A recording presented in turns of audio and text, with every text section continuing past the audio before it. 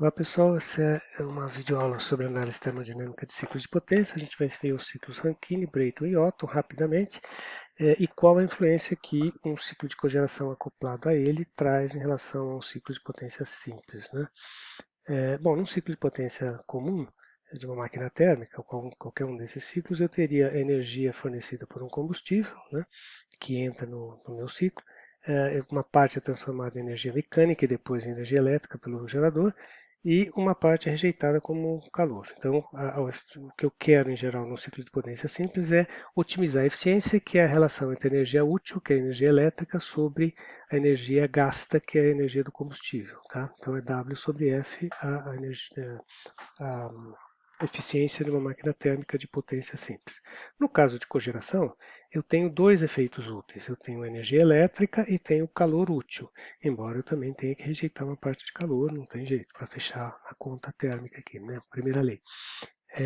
Mas nesse caso eu tenho duas funções de objetivo aqui, tenho dois objetivos, que é o calor útil mais o trabalho elétrico. Então, em geral, quando eu retiro um pouco de calor, e para retirar calor útil, em geral eu sacrifico um pouco a eficiência elétrica ou mecânica do ciclo. Tá? A gente vai ver por quê. Então, no ciclo Rankine aqui tradicional, né, a gente tem um diagrama TS, né? Você sai com líquido saturado aqui no ponto 1, comprime pela bomba, né, compressão isentrópica, reversível, aumenta a pressão, coloca na caldeira. Aí você tem uma fase de aquecimento, alta pressão, depois evaporação, né, mudança de fase, e depois superaquecimento. Aí ela vai para a turbina, onde tem uma expansão adiabática reversível, isentrópica, e aí você finalmente entra no ponto 4, na pressão baixa, onde você vai rejeitar calor para a atmosfera. Normalmente essa pressão aqui é abaixo da atmosférica, porque você está trocando calor, fazendo condensar água a 40, 50 graus. Tá? É, Bom, a eficiência do ciclo Rankine, tá, ou de qualquer ciclo, seria o calor útil, né, o trabalho útil, ou seja, o trabalho da turbina menos o da bomba, que em geral é bem pequeno no caso do ciclo Rankine, dividido pelo calor recebido pelo fluido de trabalho, pela água, na caldeira. Tá? Ou pode-se trabalhar aqui em termos de energia e aqui em termos de taxas temporais, né, de potência e taxa de transferência de calor. Eu posso considerar ainda a eficiência de uma fornalha, que então isso aqui é quanto que a água recebeu de calor, né, dentro da caldeira, e isso aqui é quanto de energia o combustível forneceu ao ser queimado. Então, a eficiência da caldeira seria essa relação entre o calor recebido pela água e o calor fornecido pelo combustível.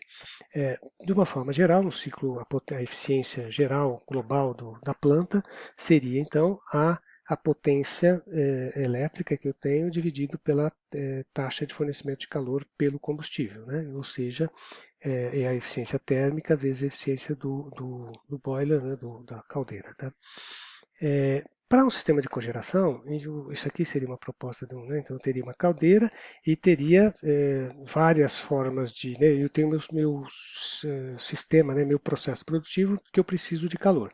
Então eu poderia fornecer calor a alta pressão ou simplesmente com uma válvula aqui reduzindo a pressão, mas não aproveitando a energia na turbina, né? Posso fazer a expansão através da turbina e retirar o fluxo de vapor em uma determinada pressão que normalmente é mais alta do que essa daqui. Né? Eu preciso de calor numa temperatura mais alta, normalmente acima de 100, 150, 200 graus, e aí eu vou escolher em que pressão que eu vou fazer a retirada para atender meu ciclo.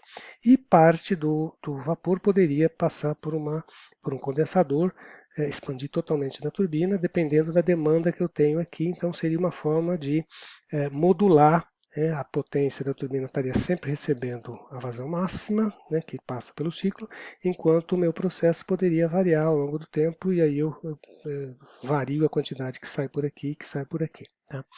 Não é o caso muito comum normalmente, né, nos ciclos que a gente usa aqui no Brasil, que são usinas de açúcar e álcool. Bom, se o ciclo Rankine normal fosse 1 linha, 2 linha, 3, 4 linha, né? Então esse seria um ciclo de potência. Ao colocar meu processo produtivo, então que eu vou retirar vapor numa pressão mais alta do que aquela que eu retirava antes, o que acontece? Eu reduzo o trabalho líquido disponível até porque eu expando até uma certa pressão, então a potência líquida da turbina reduz, né? Com basicamente o mesmo calor, quer dizer, tem uma redução um pouquinho de calor fornecido, porque isso aqui reduziu o calor fornecido na caldeira, mas basicamente eu reduzo basicamente o trabalho líquido que eu obtenho. Então, eu prejudico ao retirar calor a temperaturas cada vez mais altas. Se o processo exigir temperaturas mais altas, eu vou ter menos potência líquida num ciclo Rankine em cogeração do que se ele fosse em condensação, né? Quando eu uso turbinas de contrapressão, né? Que é essa ideia de você usar uma turbina e expandir até a pressão que eu preciso alimentar meu processo. Então, aumentar a pressão de condensação depende da necessidade das demandas de calor que eu tenho no meu processo, né? Para um ciclo Rankine operado em cogeração, eu tenho uma relação entre o calor útil e o trabalho líquido da ordem de 3, normalmente acima de 3. Então, para cada quilowatt elétrico que eu produzir no ciclo Rankine, eu tenho 3 kW térmico disponíveis, 3 ou mais kW térmicos disponíveis para o meu processo. Então, isso vai me dar, em geral, qual é que processo que eu vou usar, ciclo Rankine, que processo que eu vou usar os outros ciclos, tá? A relação entre o calor útil e a potência útil.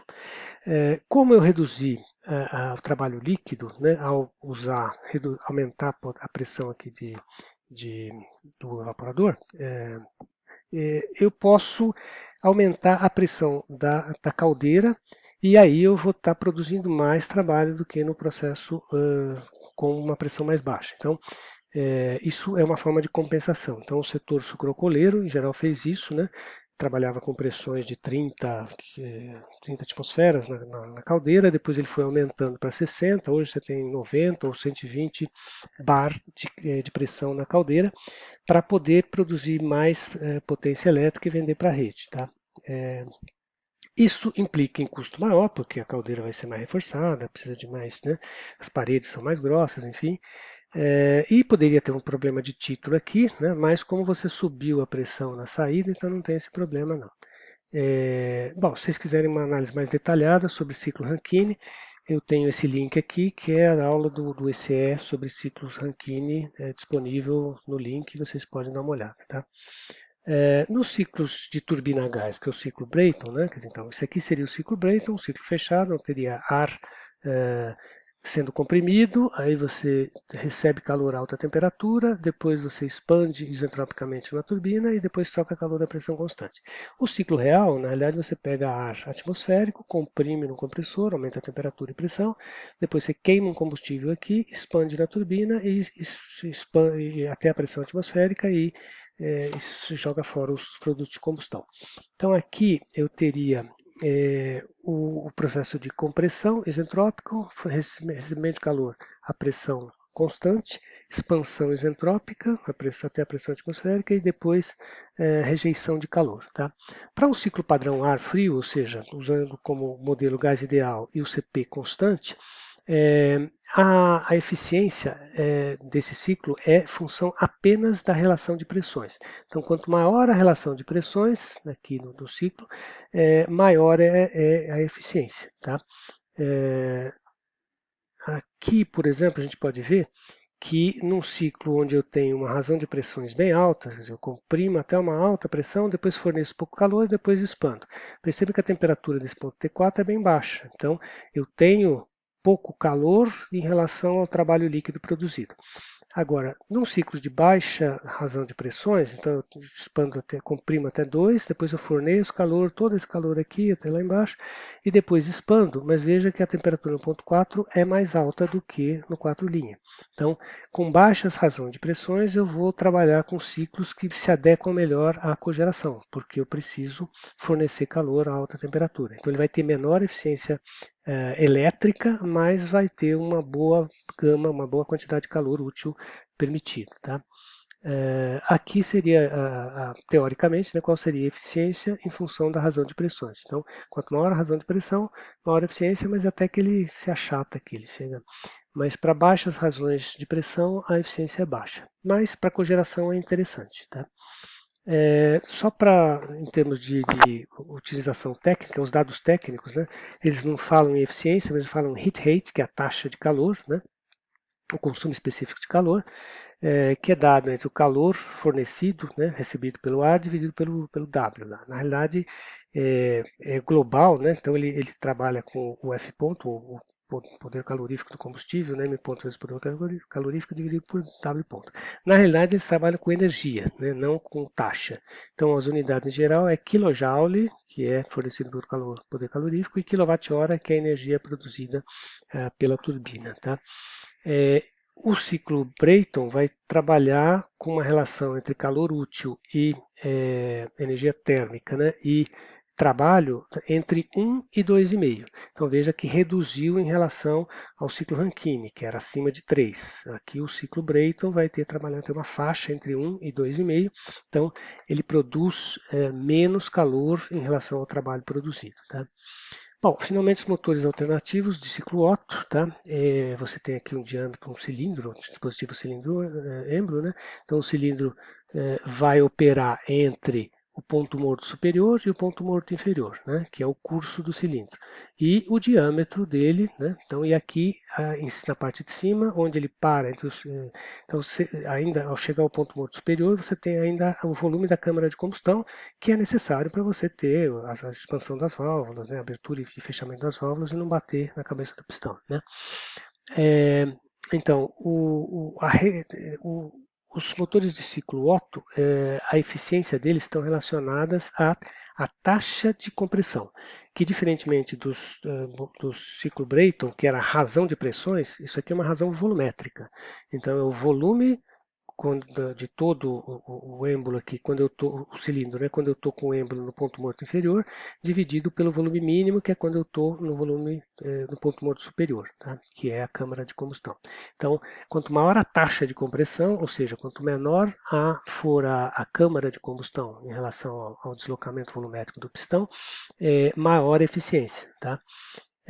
Aqui eu teria o ciclo Otto padrão, né, ar frio, então eu tenho um processo de compressão, aqui no diagrama PV, né, compressão, aí o fornecimento de calor a volume constante, então ele comprime, aí ele para o cilindro, a combustão é extremamente rápida, então é como se fosse a volume constante, aumenta a temperatura e depois tem o processo de expansão, né, aqui onde você produz trabalho líquido, aqui eu estou consumindo trabalho, aqui eu estou produzindo trabalho, e depois no ciclo teórico real, teórico você tem o fornecimento de rejeição de calor a volume constante aqui.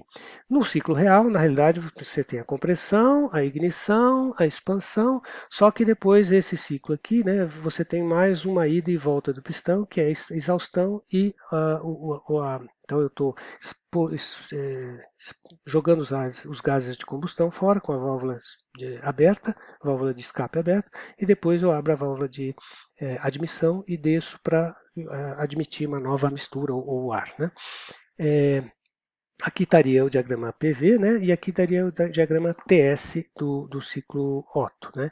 Então, aqui eu tenho um ciclo com baixa relação de razão volumétrica, né? Então, aqui eu tenho o volume, né? PV, então de 1 para 2, de 2 para 3, 3 para 4. Então, compressão, fornecimento de calor a volume constante, expansão e rejeição de calor a volume constante. Aqui no diagrama TS, então, compressão isentrópica, fornecimento de calor a volume constante, expansão e assim por diante. Então, ao aumentar o volume, né, a taxa de compressão, ou seja, reduzir a câmara de combustão, eu vou aumentando a eficiência também. Tá? Então, a taxa de compressão é melhor. Quando eu trabalho com motores a gasolina, eu tenho a taxa de compressão da ordem de 8, 9, 10. Né? Quando eu trabalho com álcool, etanol, eu trabalho com taxa de compressão até 14. Né? Com gás, que é o comum que a gente faz, então motores a gás para cogeração usam gás, né? Então eu consigo taxas de compressão mais altas. Às vezes eu consigo até, em geral, um motor a gás, ele é um motor diesel que tem taxa de compressão de 15, 18 até, e você coloca uma válvula, uma vela para transformar ele num ciclo Otto, né? Então você tem eficiências mais altas da ordem de 40% às vezes. Tá? A relação de calor útil e trabalho, nesse caso de motor, varia entre 2,5, ou seja, em geral da ordem de 1,5. Tá? Para cada quilowatt produzido elétrico, eu teria 1,5 de térmico. Tá? Bom, basicamente é isso, e vocês têm então aqueles outros vídeos disponíveis, áudio vídeo aulas disponíveis, só não tenho para ciclo Otto, mas aí vocês vão usar dados de catálogo em geral, tá bom?